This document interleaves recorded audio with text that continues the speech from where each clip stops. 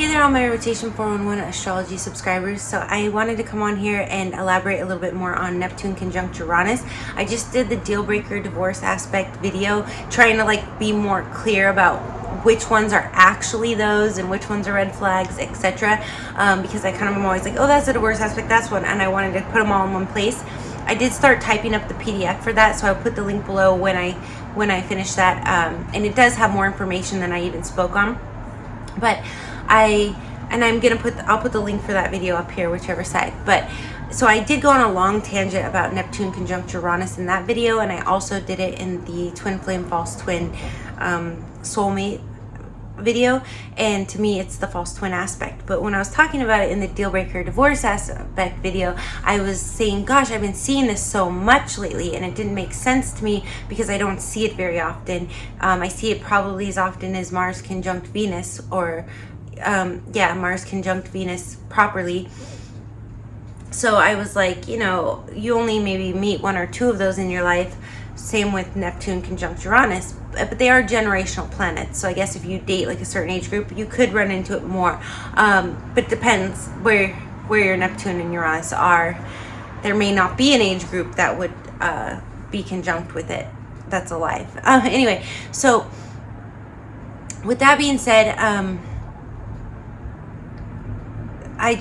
I want to say that I was, coming across more and more of these. So I had said in the deal breaker divorce aspect video, I don't know that it's always necessarily false twin aspect, because I don't think there's that many real twins out there. So it can also be just a spiritual awakening aspect, where if you get married your high school sweetheart, or you get married in your 20s and you just kind of find it a good relationship, usually the astrology is good when I verify those, you may not ever come across a Neptune conjunct Uranus type of connection. So you may be able to kind of settle into the 3D, have a few kids, have a nice life, maybe go to church or do whatever spiritual practices.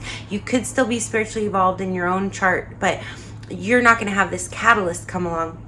So if you get into a Neptune conjunct Uranus relationship, this is a catalyst. So for me, it was a false twin catalyst, somebody coming to wake you up to the real twin.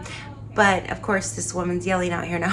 And I was actually talking and it wasn't recording. But it can also be one to wake you, like if you need to go on a journey, or you need to become, say you're meant to, I don't know, this is one I didn't think of before. Like say you're meant to become a nun, like maybe your first boyfriend that you don't ever consummate the relationship is Neptune conjunct Uranus, and that actually makes you realize you want to be a nun. So it could cause other spiritual awakenings. But the way that it plays out, and I went back and checked, is when I believe it's more often going to be the Uranus person, and I think I might have said this vice versa in the other video, but it can go either way. Neptune is the collective unconscious. It's the 12th house, so it's the unseen, as with the 8th and the 4th, and it's all the intuition. So Uranus is that electricity, it's air energy, it's basically like the telephone wires, Uranian Aquarius energy. So it's constantly flowing, moving. So when you're the Uranus person, you're most likely going to have the spiritual awakening, because Neptune is going to activate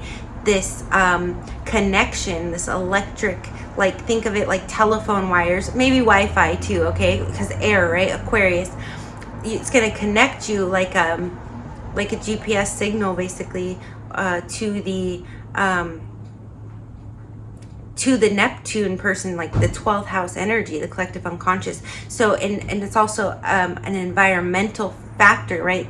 Like think of the collective unconscious, I think of it as the other side of the realm, all the unseen stuff, like the spirits around us and all of that, and also like our subconsciouses and how they connect and communicate in ways that we don't even realize, or those even like chemical natures, although I feel like that'd be a little more 8th house.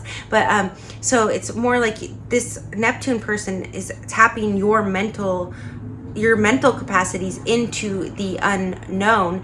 It really can awaken ESP, telepathy. A lot of synchronicities will happen when you're in this relationship, and it's in a spiritual nature. That Neptune person is tapping your Uranian network into, and Uranus, like Aquarius 11th house, is about social networks and humanity, and it's right next to the 12th house of Pisces, Neptune ruled. So it's kind of like almost advancing you in this lifetime, where you wouldn't be in this 12th house energy yet. You know, Pisces is like the whole embodiment of it all.